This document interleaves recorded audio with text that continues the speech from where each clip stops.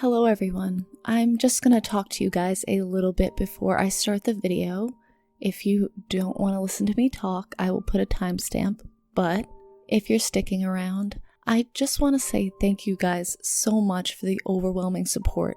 Literally every single person in this community, whether you are a friend I've made, a subscriber, a viewer, thank you guys so much.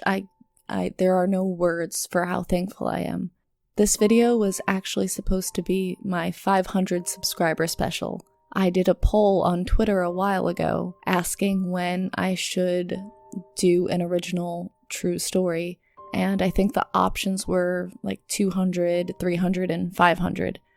And 500 won. So just a couple of weeks ago, I hit 500 and I was like, great, that's in perfect timing for me to unveil this story for Valentine's Day as well as my 500 subscriber special.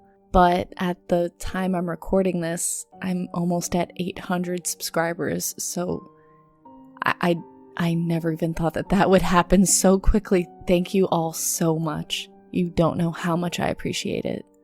Now, a little bit about the story. This story is a kind of a crazy ex story. It is about my first boyfriend. It happened to me a long time ago. Everything in the story is true, but I actually wrote the story kind of like fiction. So it's a true story written like fiction. And if you want to hear the whole story, like I guess written out or told normally, leave a comment down below and I can write that out and record that as well. But everything is true. It all really happened. Like, don't worry, I'm all good. Made it through. We overcome. But just a warning, there are themes of abuse and stuff like that. So if that's triggering or upsetting to you, you might not want to continue listening.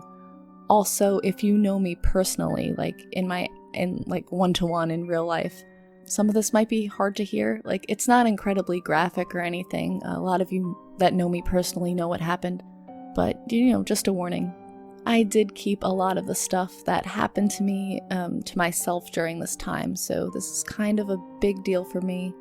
If you think it sucks, or you think the writing sucks, or if you have any questions, just please be gentle, alright? So, happy Valentine's Day. Thank you guys so much again for the overwhelming support, and I hope you're not having any crazy ex problems this Valentine's Day. Enjoy your day. I hope you guys like this. And now, let's get creepy.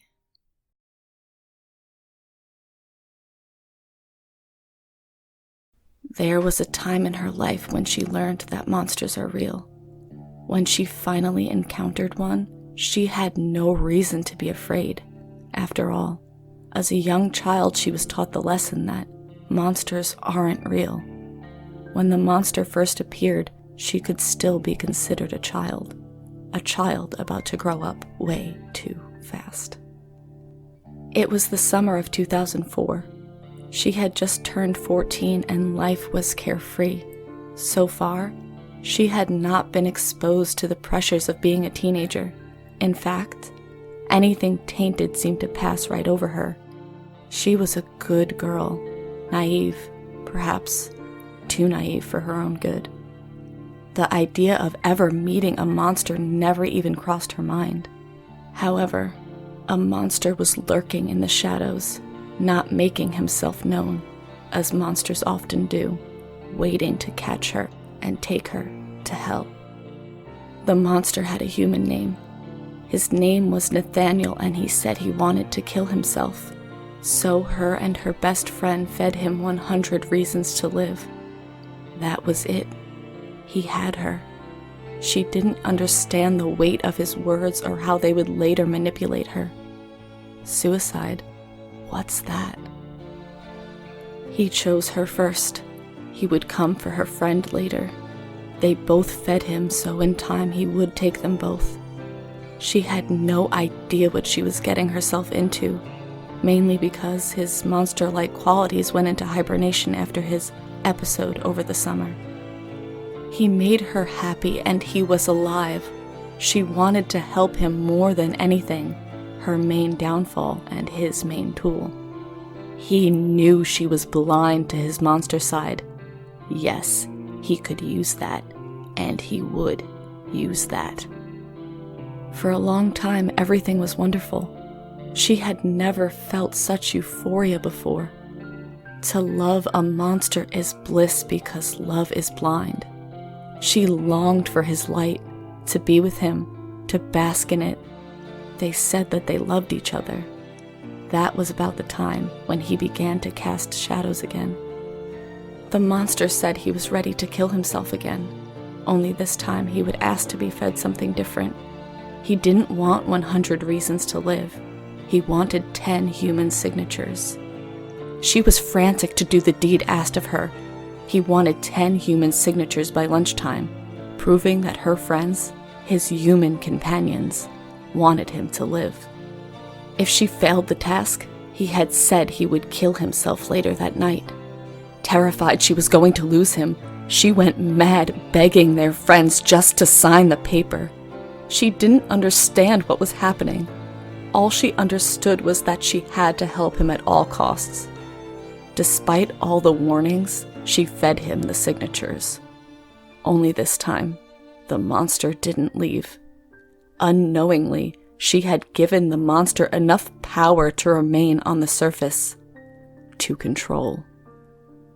Threatening suicide was his main method of control. She knows that now, but back then she was too young and naive to get it. His threats became more frequent because with the suicide string attached, he could get her to do anything he wanted. The horrible things he could make her do with these empty threats fed him. He thrived on control, making her his little puppet. She danced for him and she just couldn't stop. Soon he became bored with death and he wanted blood. He would cut up his arms and show her just to get a rise out of her. He would even save his blood in jars, a physical manifestation of her sacrifice. The jars filled, the torment grew. She had only seen cutting in the movies. She had never been exposed to it firsthand. Up until that point, cutting had been just as real to her as monsters. Yet again, she wasn't sure what to do. His new method of control was, "If you don't do this for me, I will cut myself." all of this just to manipulate her. Dance, monkey, dance. Not long after this, he left her for her best friend. He carved her friend's name across his arm, the blood signifying the transfer. Trying to keep him, she offered her own blood sacrifice, but it wasn't enough. It was now her friend's turn to be taken. This, however, did not mean she was free. The monster was greedy and he wanted 2 victims at once. He did this on purpose, to flaunt his new love in front of her, to drag her down further into his darkness. He wanted his greatest reaction from her yet, and to take the very last part of her she had left. He knew he was in her head, that he still had her, and her best friend just became another pawn in his game. During this time, she would give no warnings to her best friend or speak to anyone about what he had done. Left to suffer within herself, she thought no one would believe her anyway because monsters aren't real. He had cast a spell of silence over her. Oh, the secrets she would keep. When he finally came back, she would in fact give him the last part of her mind, of herself, that was hers and hers alone, because now she could add losing him to the ever-growing list of things she already had to fear. To keep her, the monster had to lay dormant for a time. This made her feel secure and safe. Yet again, she was able to bask in his light. It was just like in the beginning, as if nothing had ever gone wrong. She truly believed the monster would never come back. They were so happy then. Spring was coming, the ghosts of winter slowly melting away with the snow, erasing all that had happened. Little did she know, spring would bring more horror than the ghosts of winter ever could. the lies began. Everything became a lie. She would lie awake in her own bed, thinking he was safe at home, when really he was off gathering shadows. He now wanted complete domination. It was a chilly night. She and the monster had just finished watching a movie, when without warning, he turned on her, rearing his ugly head. It was almost indescribable, the change that occurred in him that night. The darkness engulfed his entire body. His face turned to the coldest stare one could imagine. He became tense, and she could feel the rage growing in the air. Here's the irony of it all. He went to hide in the closet, as monsters often do. He wouldn't speak, and despite her best efforts, she couldn't get him to move. He had turned to lead. She was scared, deathly so. She was screaming, crying, and frantically shaking him with no avail. Yet again she was left not knowing what to do. She couldn't imagine why he had turned in such a way. Sitting helplessly in the darkness alongside him, the spell of silence he had over her broke for just a moment as she threatened to get his father, which till this day, she believes she should have done. With her threat, the monster realized his hold on her was weakening, so he got up and moved to his bed. He took something from his bedside drawer as she ran to his side. Kneeling beside him, she saw something flicker in his hands. He had grabbed his knife. She assumed it was so he could cut himself right in front of her.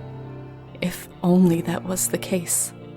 He suddenly turned the knife to her, placing it dangerously close to her throat as she began to scream. Her screams snapped him out of it. The monster rolled over and she used the rest of her strength to go around and face him. "What's wrong?" she sobbed to the monster. "You're breathing," he snarled. After that night, she took a good look at what she had become. She was now a monster as well. He had taken so much from her that she was no longer herself. She then chose to get rid of the monster, to stop believing as children often do when they grow up. Once she got rid of her monster, she learned what it was really called: narcissistic personality disorder, and it had control. She also learned what the monster did to her. He abused her. It hurt her to think of it that way, but it was the reality of it all. Unfortunately, the spell of silence was never completely broken, as she kept most of the darkness to herself. Even today, she still carries a small part of her monster with her, and sadly, it will never go away.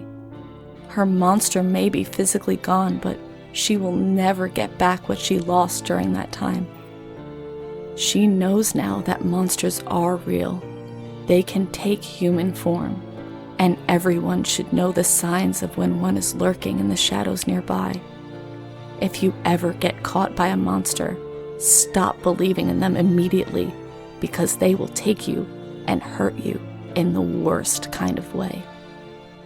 To love a monster is bliss, because love is blind, and that's the scariest thing of all.